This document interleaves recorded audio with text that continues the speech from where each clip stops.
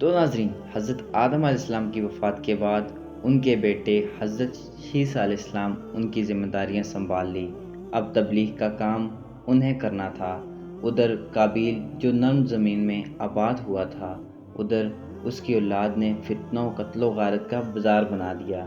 یہ لوگ حضرت آدم علیہ السلام کی قوم کے پاس سے گزرتے تو وہاں بھی فساد کرتے۔ اس وقت دو نسلیں آباد تھیں، ایک پہاڑ پر اور دوسری نرم زمین پر۔ پہاڑوں کے مرد خشک و شکل کے تھے اور عورتیں سیاہ تھیں، اور دوسری جانب زمین والوں کی عورتیں خوبصورت تھیں اور مردوں کے رنگ سانولے تھے۔ اب ابلیس نے اپنا کام شروع کیا۔ وہ انسانی شکل میں نہ آ کر نرم زمین کے پاس آیا اور ایک شخص کا غلام بن گیا۔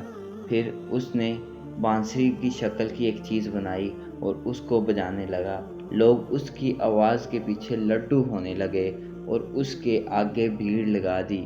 پھر ایک دن میلے کا منعقد ہوا، اس میں 1000 وہاں عورتیں مرد آ گئے، اور اتفاق سے وہاں ایک دن پہاڑی آدمی بھی آ گیا۔ پھر ان نے اس آدمی کے علاقے میں عورتوں کو دیکھا اور اس نے اپنے قبیلے والوں سے ان عورتوں کا ذکر کیا اور کہا، آئیے چلتے ہیں۔ اب وہاں سے لوگ کثرت کے ساتھ آنے لگے اور اس طرح آہستہ آہستہ مردوں عورتوں میں ملنا ایک دوسرے کے ساتھ بڑھا۔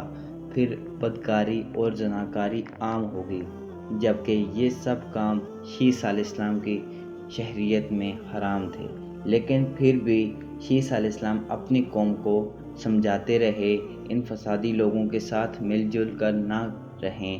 لیکن شیطان حضرت عیسیٰ علیہ السلام کی قوم کو اپنی طرف مائل کرتا رہا، یہاں تک کہ حضرت عیسیٰ علیہ السلام کے ساتھ بہت تھوڑے لوگ رہ گئے اور قبیل کی قوم میں بہت اضافہ ہو گیا۔